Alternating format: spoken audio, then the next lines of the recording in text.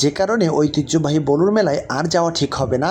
অবশ্যই আমরা ভিডিওতে জানাবো আসলে কী কারণে এখানে যাওয়া ঠিক হবে না। দেখতেই পাচ্ছেন আমরা যে রওনা হয়েছি, প্রচুর মানুষের ভিড় রয়েছে, অনেক দূর পর্যন্ত প্রায় 3 কিলোমিটার পর্যন্ত হেঁটে যেতে হয়েছে। যাওয়ার প্রথমেই দেখতে পাচ্ছি একদম ঢোকার সাথে সাথে মিষ্টির দোকান, বিভিন্ন প্রকার মিষ্টি সাজানো। একটু সামনে এগোতেই প্রচণ্ড মানুষের ভিড় দেখতেই পাচ্ছেন। এখানে এত পরিমাণ মানুষের ভিড়, মানুষ পাঁচিল টপকে স্কুলের পাশ দিয়ে লাফিয়ে লাফিয়ে যাচ্ছিল। এখানে তো অনেকে স্ট্রোক করার মতো অবস্থা হয়েছিল। তারপরে দেখতে পেলাম একটা ভাই, খুব সুন্দর একটা দোকান, এখানে কিন্তু বিভিন্ন ডিজাইনের পাখা পাওয়া যাচ্ছিল এবং খুবই কম দামে। এটি কিন্তু আমার কাছে খুব ভালো লেগেছে। এই যে একটি ভাই কী করতেছে, ছোটোকালে আমরা দেখেছি যে হাতে বিভিন্ন ডিজাইনের যে নকশা সেটা। তারপরে আমরা চলে আসলাম একটা ফুলের দোকানে এবং এই ফুলটা দেখছেন কৃত্রিম ফুল এবং এটি খুবই বেচা কেনা হয় যে কোনো মেলাতে। তারপরে চলে আসলাম বিশাল বড় একটা বাদামের দোকানে, এখানে শুধু বাদাম না পাঁপড় পাওয়া যাচ্ছিল। তারপরে চলে আসলাম একটা পুতুলের দোকানে এবং এই যে ছাতাটা, এটা কিন্তু আমার কাছে খুবই ভালো লাগছে। এই ছাতাটা কিন্তু আসলে অনেক কালারফুল ছিল। এবং তারপরে চলে আসলাম একদম ছোট্টকালের যে আমাদের স্মৃতিময় সেই গাড়ির দোকানে এবং তারপরে চলে আসলাম, দেখতেই পাচ্ছেন এখানে বিভিন্ন ধরনের তাবিজ বিক্রি করছিল এবং এই তাবিজ বিক্রি করাটা কিন্তু অনেক আকর্ষণীয় লাগতেছিল। তারপরে চলে আসলাম আরও একটি পুতুলের দোকানে, এই পুতুলের কিন্তু বিভিন্ন ধরনের পুতুল সাজানো আছে। এবং তারপরে মেলার ঐতিহ্যবাহী যে বিষয়টা সেটা হলো চানাচুর ভাজা এবং বিভিন্ন আচারের দোকান, সেটির কাছেও চলে আসলাম এবং এই চাচার দোকানে চলে আসলাম। এই চাচার দোকানে কিন্তু খুবই বেচা কেনা হচ্ছিল। আরও একটি ফুলের দোকানে চলে আসলাম। তারপরে আমি চেষ্টা করেছি প্রত্যেকটা দোকানে দেখাতে এবং তারপরে বিশেষ করে লক্ষণীয় বলুর মেলাতে সেটি হচ্ছে যে এখানকার বিভিন্ন ধরনের ফার্নিচার কিন্তু আসলে পাওয়া যায়।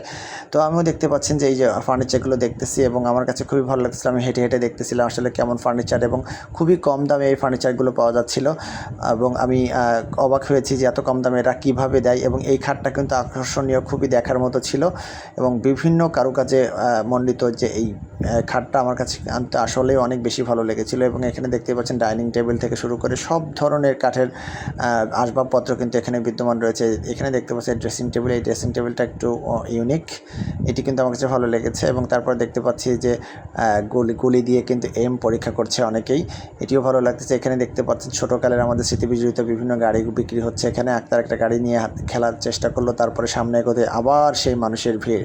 কি বলবো ভাই, এত মানুষ, এই মানুষের জন্য কিন্তু আসলে মেলাতে প্রবেশ করাটা কঠিন ছিল। এখানে আরও একটি কাঠের দোকানে চলে আসছি, এখানে কিন্তু বিভিন্ন ফার্নিচারের সাথে সোফাও ছিল। আরও একটি পুতুলের দোকান দেখতেই পাচ্ছেন, এই পুতুলগুলো নাদুস নাদুস পুতুল ছিল। তারপরে ভাই এত পরিমাণে কদবেলের একটা দোকানে আসলাম, আসলে না দেখে আমি বুঝতেই পারবেন না যে কী পরিমাণ কদবেলের এখানে বিক্রি হচ্ছিল। তারপরে চলে আসলাম একটা প্লাস্টিকের দোকানের সামনে এবং একটা চশমা, চাচার একটা চশমা কিনতেছে দেখতেই পেলাম। এবং এখানে মাটির যে জিনিসপত্র সেগুলো কিন্তু আছে, সুন্দর সুন্দর কাপ পাওয়া যাচ্ছিল, মগ পাওয়া যাচ্ছিল মাটির। আবার সেই মানুষের ভিড়, মানে ফুচকার দোকানে, কসমেটিক্সের দোকানে, এই দেখতেই পাচ্ছেন যে এত পরিমাণ মানুষের ভিড়, সেটি কিন্তু আসলে ভাষায় প্রকাশ করবার মতো না।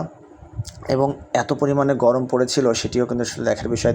দেখতে পাচ্ছেন এখানে একটা জুয়েলারি দোকান রয়েছে এবং বিভিন্ন প্রকার দোকানে, এই যে ক্যাপের দোকান, চশমার দোকান, ঘড়ির দোকান, আপনি কী চান একটা মেলায় কী দরকার, সব ধরনের মানুষের জন্য কিন্তু প্রোডাক্ট আছে। এবং এত বড়, আমরা 2 ঘন্টা ধরে ঘুরেও কিন্তু আসলে এটা শেষ করতে পারিনি।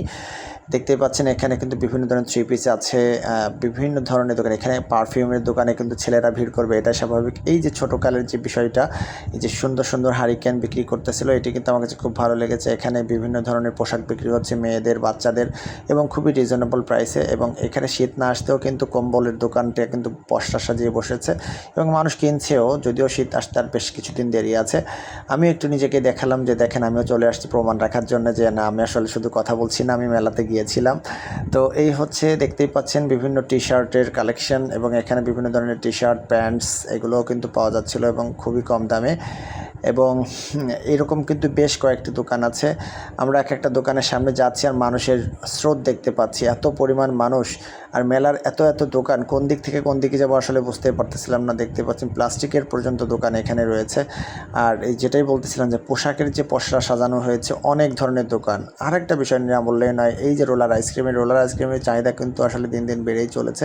বিভিন্ন ধরনের ফলের নির্যাস বা রস দিয়ে এটা তৈরি করা হয়। আর ভাই যে দেখতে পাচ্ছেন, এই যে আমি আমার বাল্যকালে এটা নিয়ে অনেক খেলেছি, হ্যাঁ। তো আবার সেই স্মৃতিটাকে রোমন্থন করলাম। তারপরে আসলাম আরও একটি খুব সুন্দর ফুলের দোকানে এবং খেলনা যে গাড়িগুলো আছে বাচ্চাদের, সেগুলো এখানে দেখে হাঁড়ি পাতিল আছে, এই যে বিভিন্ন এগুলো কিন্তু বাচ্চাদের খুবই আর আকর্ষণীয়। এই যে যে কলসটা দেখতে পাচ্ছেন, এই ফুল কলস, এটা কিন্তু আসলে অনেক আকর্ষণীয়। আর ভাই এই যে পান দেখতে পাচ্ছেন এত সুন্দর করে সাজানো, মিষ্টি পান, আমি যদিও খাই না কিন্তু দেখতে তো সুন্দর অনেকই। মেয়েদের আরেকটা 3 পিসের দোকান আছে এখানে, 2 পিস, 1 পিস, 2 পিস, এখানে বিভিন্ন ছেলেদের জিনিসও ছিল। আরও একটি আমরা মন্ডা মিঠাইয়ের দোকান পেয়ে গেলাম, এখানে বিভিন্ন ধরনের মিষ্টি বিক্রি হচ্ছে এবং দেখতে পাচ্ছি যে ল্যাংচা, খুব বড় বড় ল্যাংচা বিক্রি হচ্ছিল। আর এখানে বটি, লোহার বিভিন্ন দা আছে, বটে আছে, বেলুন, মানে রুটি বানানোর বিভিন্ন জিনিসপত্র রয়েছে। তারপরে আরও একটি আমরা আচারের দোকানে চলে এলাম এবং এই আচারের দোকানেও কিন্তু বিভিন্ন রকম আচার পাওয়া যাচ্ছিলো। তারপরে আছে বিভিন্ন পুতুলের দোকান, এই যে দেখতেই পাচ্ছেন অনেক, মানে বেশ কয়েকটি পুতুলের দোকান দেখেছি। সবথেকে আকর্ষণীয় ছিল যে এখানে ট্রেনটা চলতেছে, এখানে অনেকে উঠেছে ট্রেনে। এবং তারপরে এত বড় নৌকা আমি কিন্তু আসলে আগে কখনোই দেখি নাই। এখানে দোল খাওয়ার জন্য বেশ কিছু দোলনা রয়েছে, একটা রয়েছে, আরও কয়েকটা আছে, আমরা সেগুলোও দেখব। এই যে দেখতে পাচ্ছেন এখানে একটা সার্কাসের ব্যবস্থা ছিল এবং এই যে ভাইটা হলো মটকা চা বানাচ্ছিল। এই মটকা চাটাও কিন্তু খুবই সুস্বাদু হয়, আপনারা হয়তোবা যারা খেয়েছেন তারা হয়তোবা জেনে থাকবেন, খুবই সুস্বাদু এই মটকা চা। এরপরে যে বিষয়টা সেটা হচ্ছিল, দেখতে পাচ্ছেন কিছু কিছু ছেলে পেলে নাচতেছিল গানের তালে তালে। আসলে এটা যারা নাচে এরা সব জায়গায় যেয়েই নাচে, ওদের কাজটাই হচ্ছিল নাচা। এটি কিন্তু আমি আসলে ক্যামেরা বন্ধ করতে ভুল করলাম না। এখানে একটা দোলনা টাইপের খেলা আছে, এটি কিন্তু খুবই ভালো লাগলো। এখানে একটা বাচ্চা খুবই আকর্ষণীয় একটা জিনিস করেছিল। যাই হোক, তো এই জিনিসটাও কিন্তু আমার কাছে অনেক ভালো লাগার ছিল। তারপরে দেখতে পাচ্ছেন নাগরদোলা বলতে আমরা যাকে চিনি, এটার গতি মোটামুটি ভালোই ছিল, বিভিন্ন পার্ক থেকে এটা অনেক বেশি ভালো ছিল।